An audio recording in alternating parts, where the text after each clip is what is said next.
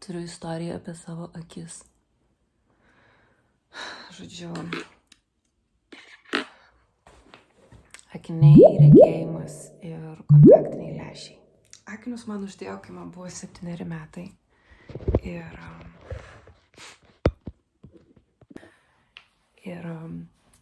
aš nieko nekaltinu ir ant nieko nepykstu dėl to, bet faktas, kad mano mama ir močiutė tiesiog sekė pasaulio mokymų ir žinot, sako, kad čia daktarai gydo, reikia daktarų klausyti.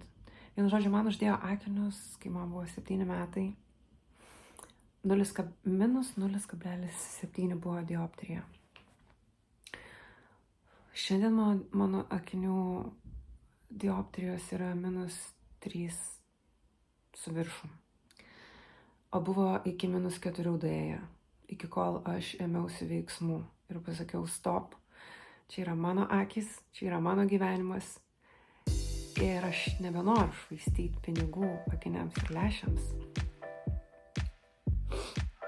Tai žodžiu, prieš gal 4 metus, kai naujus akinius aš pirkau prieš 5 metus arba prieš 6. Ir žodžiu, tada reikėjo pasitikrinti regėjimą ir kai man pasakė skaičius, kokios pas man yra dioptrijos, aš negalėjau patikėti. Nes vėl norėjo man uždėti stipresnius akinius. Kiekvieną kartą, kai aš eidavau pas okulistą, man visuomet išrašydavo stipresnės dioptrijas. Nes tai yra marketingo triukas. Tai yra tam, kad jūs visuomet pirktumėte akinius, nes tai yra verslas. Šį kartą aš buvau, atsiprašau, aš tiesiog, žodžiu, pas mane buvo -3,5 ir -3,75. Gal 10 metų. Aš tiesiog 10 metų nepirkau akinių, nes aš nešiojau kontaktinius lęšius. Ir dabar staiga aš einu pasitikrinti ir man sako -3,75 ir -4,25.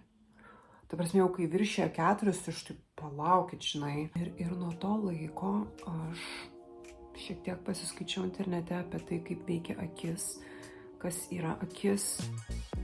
Ir pradėjau pirkti kontaktinius lęšius, kurie yra silpnesni negu man reikia.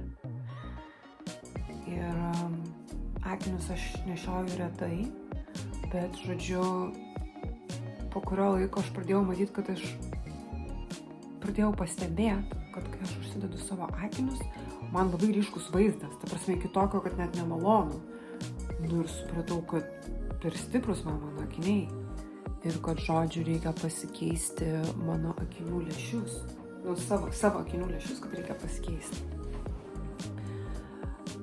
Ir nuėjau aš į optikos centrą ir vėl reikia tikrinti regėjimą. Ir, žodžiu, uždeda man tos akinius, žinot, tos tokius juokingus, kur labai sunkus, kur kaip invalidas jautiesi, tipo. Ir aš jiems sakau, man šis vaizdas yra per ryškus, ar galit padaryti silpnesnį? Ir okulistė taip. Bet tai yra jūsų akių stiprumai atitinkantis lęšis. Ir aš iškart pajutau, aš jau buvau Kristuje ir ant tiek yra kova prieš žmonės šitam pasauliu, kad jis neįsivaizduoja. Sveikata yra visur, kur yra įmanoma, jūs įtikins, kad jums reikia vaistų, jums reikia akinių, jums reikia operacijos. Jūs esat produktas. Niekam nerūpi jūsų sveikata. Jūs esat vaikščianti piniginė šito pasaulio akimis.